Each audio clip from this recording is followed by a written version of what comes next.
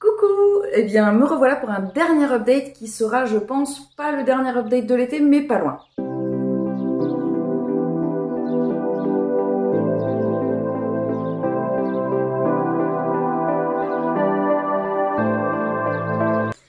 Aujourd'hui, je vais vous présenter 5 lectures, les 5 dernières que j'ai pu effectuer.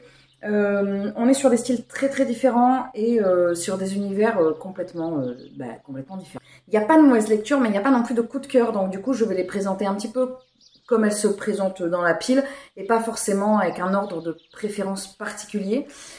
Donc je vais commencer avec Nous sommes là de Michael Marshall. C'est un livre que Claire m'a envoyé. Je te remercie encore infiniment Claire. Je l'avais repéré sur une vidéo de Sèvres, il est bien ce livre. On va suivre ici deux couples qui vivent à New York, c'est de nos jours, c'est pas précisé mais c'est de nos jours, et ils vont se retrouver à, alors pas enquêter, mais il y a un couple qui va se retrouver à enquêter, mais en gros il y a des personnes qui suivent d'autres personnes. On ne sait pas qui c'est, on ne sait pas dans quel, comment ça se fait, qui ils sont, qu'est-ce qu'ils veulent, est-ce qu'ils sont hostiles ou non, est-ce qu'ils viennent tenter ou non. Et donc, en fait, on va suivre ces deux couples à travers cette espèce de filature qu'ils vont subir ou qu'ils vont pouvoir voir chez d'autres personnes. On met pas mal de temps avant de savoir qui sont les suiveurs, en fait. Et j'avoue que j'ai bien aimé, mais que j'étais pas forcément extrêmement surprise par le dénouement. Enfin, c'est pas vraiment le dénouement, parce que ça arrive à la moitié, il y a quand même toute l'autre partie. C'était une lecture que j'ai bien aimée, mais où je me suis pas forcément particulièrement attachée au personnage. Je pense qu'au niveau du contexte personnel, j'étais un petit peu préoccupée. Je crois que je l'ai lu fin juin, donc j'étais vraiment le nez dans les concerts. Donc j'étais moins dedans, mais ça reste une lecture agréable. Après, on est sur quelque chose d'extrêmement fantastique. On n'est pas sur de la fantaisie, on est sur du fantastique. Donc, il est chez Brajlon, pardon, je l'ai pas précisé. Venant de chez Brajlon, on s'attendrait plutôt à de la fantaisie. Ça n'est pas le cas. C'est du fantastique. Qui dit fantastique dit il y a un élément qui n'est pas dit naturel et qui apparaît dans la vie de nos protagonistes, dont je n'ai pas dit le nom. Je sais qu'il y en a un qui s'appelle David, et il y a, en gros, moi j'ai vraiment été avec, c'est pas moi qui en particulier, mais je me souviens qu'on était avec deux couples et donc cette fameuse enquête de pourquoi. Alors il y a plusieurs théories, bref, c'était super sympa, c'était sympa. Mais c'était pas la lecture, je pense que j'en attendais énormément. Et quand j'ai trop d'attentes sur un bouquin comme ça, bah, c'est un peu, ça tombe un peu à plat. C'est pas que c'était une mauvaise lecture, c'est vraiment que je pense que j'étais trop en attente. Mais ça reste quand même une bonne lecture. Et c'est un sujet que je n'avais pas vu jusque-là, mais en même temps, j'ai pas lu énormément de livres fantastiques, puisque je lis principalement de la fantasy, ou du policier ou de la littérature, mais en tout cas pas forcément beaucoup de fantastique, donc c'était plutôt pas mal. J'espère ne pas trop partir dans n'importe quel dans tous les sens, parce qu'en fait il y en a certaines, celle-là je pense que c'est vraiment une lecture que j'ai pu faire il y a un moment, donc j'espère ne pas vous dire trop n'importe quoi. J'ai lu également Dernier jour d'un monde oublié de Chris Vuklizevic, qui est une autrice française chez Folio SF. Et ça a été une lecture, alors celui-là je l'ai effectué en lecture commune avec Claire, et c'est une lecture qui a été extrêmement agréable. J'ai adoré cet univers, c'est un univers de fantasy qui n'est pas très épais, et pourtant dans lequel on s'immerge vraiment très facilement. On va suivre ici l'histoire d'une île sur laquelle se trouvent différents personnages. Cette île, elle vit vraiment en autarcie, et jusqu'au jour où il y a un navire qui débarque. Ce navire débarque, est-ce qu'ils viennent également en paix, eux aussi, ou pas? Les habitants de l'île vont le découvrir, et surtout on va découvrir le fonctionnement qu'a cette île. On va les suivre dans cette espèce d'atmosphère vraiment très fermée, où ils ne sont pas du tout ouverts sur le monde extérieur. D'ailleurs, les habitants ne savent pas du tout si un monde extérieur existe. C'est un univers que j'ai beaucoup aimé sur plusieurs points, parce que je trouve qu'on est tout de suite très bien mis dans cette... Je trouve que l'autrice, elle arrive à nous mettre une atmosphère très particulière sur cette île, où vraiment on sent qu'ils ont leur propre loi, leur propre microcosme, et que tout a été fait pour que justement ils puissent perdurer dans le temps, et que chacun puisse avoir des droits, et que ça soit respecté. Et c'est vraiment très bien fait, le taux de natalité est contrôlé d'une certaine manière. Il y a un personnage qui, alors je vous le dis, il est marqué sur la 4e de couverture, un personnage qui s'appelle la sorcière, la main en fait, qui est une sorcière, et qui vient vraiment contrôler toutes les naissances. Et c'est super bien fait en fait. Mais il y a différents personnages au niveau, il y a un petit peu de politique au niveau de comment fonctionne l'île et surtout qu'est-ce qui va découler de l'arrivée de ces personnes sur cette île, sur est-ce qu'ils vont débarquer, est-ce que ça va bien se passer, comment ça va se passer. J'ai beaucoup aimé l'univers, mais j'ai également énormément aimé la plume de Chris Wiklisevic et je pense que je relirai cette autrice avec grand plaisir. On est sur vraiment un petit livre, donc du coup, si vous n'êtes pas des grands adeptes de fantasy, je vous invite à aller le lire, puisque on n'est pas sur une saga très longue, et il y a un début, une fin, enfin c'est un tome unique, donc voilà, c'est super sympa, justement, de pouvoir se plonger dans des tomes uniques en fantasy, parce que souvent c'est un peu à rallonge. Le livre suivant, je l'avais dans ma pile à lire depuis un moment, il m'avait attiré dans une bibliothèque, j'avais vu la mini-série qui est tirée de ce livre, et le livre m'appelait vraiment, mais j'avais du mal à le sortir parce qu'il est quand même un peu gros et il est assez particulier. J'ai lu The Sinner de Petra Amsschaffer chez Babel Noir. Alors, Amesfar, pas Amsschaffer, n'importe quoi, Amesfar. Je l'ai lu en lecture commune avec Barbara. Alors, tout d'abord, avant de commencer à vous parler de ce livre, ça fait un moment que je n'ai pas filmé, je ne sais plus parler. Je préfère vous prévenir, il y a énormément de trigger warning au niveau des agressions, au niveau des agressions sexuelles, au niveau de la manipulation mentale, il y a énormément de triggers. Même si on n'est pas sur de la grosse description, on est quand même sur des sujets très lourds, on est sur la maladie, on est sur des sujets très très très lourds. Et même si on n'est pas sur la description, on est plongé dans quelque chose d'extrêmement poisseux et extrêmement malaisant. On va suivre ici le destin de Cora, une jeune femme qui a un passé assez compliqué, assez pourri en fait. Et on va la suivre au moment où elle vit avec son mari et son petit garçon dans l'entreprise familiale, avec des beaux-parents particulièrement odieux. Et notre chère Cora essaye de vivre sa vie bon an mal an dans cette atmosphère absolument délétère, jusqu'au jour où elle est sur la plage avec son mari et il y a un couple derrière elle qui batifole et qui écoute de la musique un peu fort. Et en fait, Cora va poignarder à mort le jeune homme, il est plus si jeune, mais enfin si, le jeune homme. Bref, elle va le poignarder sans raison apparente. Elle va se retrouver en cellule et là, elle avoue évidemment son crime puisque tout le monde l'a vu faire. Et en fait, l'enquêteur va essayer de comprendre qu'est-ce qui s'est passé, qu'est-ce qui a bien pu amener une jeune femme si docile, si tranquille, sans histoire vraiment, à venir poignarder un homme comme ça, sans raison, sur la plage. Il va venir vraiment creuser dans la vie de Cora, donc on va alterner entre le passé de Cora et la vie actuelle en prison,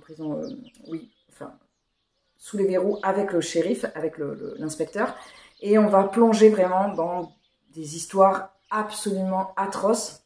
J'avais un souvenir assez gore, pas gore, mais assez sombre de la série.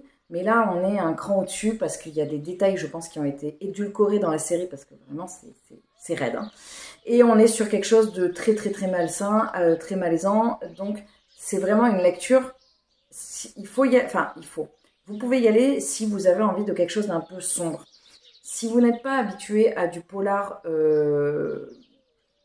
aussi hard, je vous déconseille d'y aller parce que moi, par exemple, il y a eu des moments où vraiment ça me mettait très mal à l'aise. Je ne suis pas habituée à quelque chose de trop gore, mais on est sur le même niveau de gorétude que, par exemple, les enquêtes du département V, sauf qu'il y a une espèce d'emprise mentale, une espèce d'emprise de certains personnages qui est tellement poisseuse qu'on est un cran au-dessus, par exemple, des enquêtes du département V. Mais voilà, il y avait quand même aussi quelque chose de très addictif dans l'écriture de Petra Amsschaffer. Mais voilà, je préfère prévenir. Si vous allez vers cette lecture, faites bien attention. Si jamais vous avez des doutes, si c'est pour vous ou pas, vous pouvez très bien me contacter sur Instagram et je vous dirai quel type de sujet exact vers lesquels on va exactement. Comme ça, vous pourrez vous dire bah oui ou non. Parce que même si c'est très très dur, il n'y a pas de description. Donc, ça peut passer. Ça dépend. C'est vous qui devez savoir ce qui est bon, enfin ce qui est possible pour vous ou pas. Moi, je pense que j'ai atteint la limite de ma zone de confort et de mes possibilités de lecture. Je suis pas sûre que je pourrais aller vraiment beaucoup plus loin. Mais en tout cas, c'était une lecture hyper immersive, elle aussi, très... Je sais pas comment dire, mais j'ai vraiment plus les mots. Il faut vraiment que je me remette à tourner. Mais dans laquelle vraiment j'étais à fond dedans, quoi. Et c'est une lecture extrêmement marquante. Celui-là, souvent les polars, je les oublie. Celui-là, je pense qu'il restera marqué. J'ai notamment des scènes en tête qui sont bien raides, notamment la scène de fin qui est vraiment extrêmement violente, j'allais dire, mais j'ai déjà vu plus violent, mais extrêmement poisseuse. C'est le titre, enfin c'est l'adjectif pour ce livre. Ce livre est poisseux. Après, on va dans beaucoup plus de légèreté. J'ai lu La fille des deux mondes, le premier tome de Sissi Hunter, Un pied dans la tombe. Je l'ai lu avec Jessica, j'allais dire Jessica, avec Jessica et avec Fanny. On l'a lu en lecture commune. Alors là, on est sur une lecture, mais qui n'a absolument rien à voir. Si vous voulez quelque chose de un peu frissonnant, mais pas trop, très ado, mais plein, j'allais dire mais pas trop, mais si, c'est pile ce qu'il faut pour vous. On va suivre ici l'histoire de Riley Smith, une jeune fille de 17 ans qui vit avec son père qui est croque-mort. Ils vivent tous les deux, la maman de Riley est décédée. Et en fait, Riley, elle a un super pouvoir, c'est qu'elle voit les morts, donc elle va essayer de comprendre pourquoi est-ce qu'elle les voit, est-ce qu'il faut qu'elle les aide à passer dans l'au-delà. Oui, on est clairement sur le pitch de Ghost Whisperer, hein, on est bien dedans. Et donc, elle va vivre toute cette partie très fantastique, même carrément fantastique, parce qu'en fait, ça n'est pas quelque chose de courant dans son monde. Et en même temps, on va vivre l'histoire de Riley ado. Riley ado au lycée, avec les histoires des uns et des autres, des unes et des autres, avec les histoires de copains mais pas, les histoires de petites copines, de machin. On est hyper dans l'ado. Et alors, c'est ça que j'ai bien aimé, c'est que vraiment, cette lecture, elle n'est pas, elle ne nous ment pas sur ce qu'elle va être. Ça nous vend quelque chose d'ado, ça nous vend une ado de 17 ans avec ses déboires amoureux, et on est dedans. Et on est dedans comme un ado, c'est-à-dire on n'est pas dans le pitch de Riley 17 ans qui en fait est responsable comme une jeune femme de 35 ans, j'en sais rien, que sais-je. Mais en tout cas, elle est vraiment, oui, ok, elle a des responsabilités, elle a 17 ans, elle n'est pas complètement fifou dingo, mais elle est quand même, ça reste une ado, donc avec tout ce qu'il peut y avoir dans l'excès, tout ce qu'il peut y avoir de difficile à se situer par rapport au monde adulte et tout ça. Et ça, c'était très chouette. Il y a un petit côté frissonnant un petit peu. C'est pas non plus de fou, mais c'est pas mal et ça vient un petit peu pimenter cette lecture. Moi, je vous avoue que j'ai bien aimé. Ça fait un peu plaisir coupable comme à la Twilight, quoi. On est sur de la lecture ado, mais voilà. Alors par contre, on n'est pas sur le pitch ado qu'on a très souvent avec les livres, young adult, avec ce côté très relation toxique et très malsaine. On n'est pas du tout là-dedans. On est vraiment dans quelque chose genre Riley est au lycée et vraiment c'est l'ado quoi. L'ado de base, mais pas l'ado de base d'un bouquin où on est là genre non mais pas du tout en fait. C'est hyper. Non, ça ne se voulait pas ce que ce n'est pas. Et ça fait du bien aussi d'avoir des fois des livres plus légers. Ça se lit extrêmement facilement. Je n'achèterai pas le tome 2 car je suis en no-buy jusqu'en novembre. A priori, peut-être qu'il y aura un petit craquage fin octobre, mais sinon j'y suis jusqu'à au moins après mon anniversaire, donc au moins après le 13 novembre. Donc j'ai encore de beaux mois de no-buy devant moi. Je vais voir si je trouve le livre à la bibliothèque. Je vais terminer cette update lecture avec une saga que j'ai clôturée. Oui, ce n'est pas anodin parce que là, j'en ai donc dans les 5 livres que je vous présente, j'en ai donc commencé une nouvelle, mais j'en ai aussi terminé une et ça fait du bien. Surtout que là, c'était une duologie, donc c'était assez facile. J'ai lu le 2e tome de Mage de bataille de Peter A. Flannery chez Albin Michel Imaginaire. J'avais lu le premier tome en lecture commune avec Claire il y a plus d'1 an et demi, je crois. Je sais même pas si c'était il y a 2 ans. Donc là, je l'ai lu en solo. On va suivre ici. Alors, je vais vous faire le pitch du tome 1. Je vais pas tellement pouvoir vous en dire sur le tome 2, puisque bon, c'est un tome 2. On va suivre des jeunes gens qui vivent dans un village. Donc, on a Falco, Malaki et on a Brina. Je crois que c'est ça, les 3 personnages. Peut-être que je fais des erreurs, mais non, c'est ça, Malaki. Et il me semble que c'est Brina. Ces 3 jeunes gens qui vivent dans un village tranquille jusqu'à ce que débarquent des espèces de monstres. Alors c'est pas très clair au niveau du descriptif, il y a des personnages un peu fantastiques qui arrivent et qui viennent ravager leur village et on apprend que ces 3 jeunes gens sont promus à un destin plus extraordinaire, donc ils vont quitter leur village pour aller vivre leur vie fantastique dans un monde de fantasy. On est vraiment sur cette lecture, sur le pitch de base de la fantasy médiévale, donc vraiment de la high fantasy, où tout est très clair, c'est-à-dire les personnages sont soit noirs, soit blancs, mais il n'y a pas tellement de nuances de gris. Mais justement, c'est en ça qu'elle est bien cette lecture, c'est-à-dire que on est sur quelque chose d'assez classique J'allais dire basique, mais quand même, c'est quand même, l'univers est quand même super bien construit et ça a les qualités de ses défauts. C'est-à-dire, d'habitude, on a des défauts de ses qualités, mais je vais plutôt dire les qualités de ses défauts. C'est-à-dire qu'on est sur quelque chose de classique, avec un pitch qu'on a déjà vu, quelque chose qui ressemble d'ailleurs au pitch de La Roue du Temps. On est sur un univers très très classique de fantasy de base, avec des dragons, avec des destins incroyables, mais vraiment. Et en même temps, ça fonctionne hyper bien. C'est-à-dire que c'est très très bien écrit. D'ailleurs, je n'ai parlé d'aucune traduction, mais c'est vrai que sur la fantasy, c'est quand même hyper important. C'est Patrice Louinet qui a traduit. J'ai été interrompue, je ne sais plus trop où j'en étais, mais en tout cas, on est sur quelque chose d'extrêmement efficace, de bien fait. C'est-à-dire qu'avec un pitch de base, eh bien en fait, il y en a qui auraient pu aller dans le mur. Je dis ça, mais moi j'écris pas. Hein. Mais en tout cas, ça aurait été facile d'aller dans des stéréotypes, dans quelque chose de vu et archi-vu. Et en fait, on va sur des choses vues et archi-vues, mais pas que. Il y a aussi des choses extrêmement intéressantes. On est bien dedans. Moi, j'avais pas lu le livre depuis 1 an et demi, mais en fait, je m'y suis remise, mais hyper vite, quoi. Tellement c'est plaisant ce genre de lecture. Si vous n'êtes pas habitué au monde de fantasy, bah là, typiquement, pour moi, ça fait partie des classiques. Parce que, bah, justement, on est sur une structure assez simple, mais dans laquelle on se sent bien. Les personnages sont extrêmement attachants.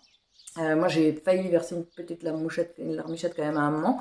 Une larmouchette, ça n'existe pas, mais la larmichette, j'ai failli. Mais voilà, Peter à Flannery, il est simple mais efficace. Et je pense que ça dépend toujours, c'est toujours pareil, ça dépend dans quel état d'esprit on est. Si on n'en attend pas forcément plus, un monde de fantasy simple, efficace, droit, direct, qui prend pas des tours pour aller d'un point A à un point B, ben voilà, c'est parfait en fait. Ces 2 tomes, on est bien dedans et ben, il n'y a pas tellement plus à dire en fait. On est bien dedans et j'ai adoré cette lecture. C'est pas un coup de cœur, mais ça fera partie de mes meilleures lectures de 2023, je pense. Parce que j'en ai un super bon souvenir. J'ai vraiment une tendresse en repensant à ces livres, à cette duologie. J'ai vraiment quelque chose de...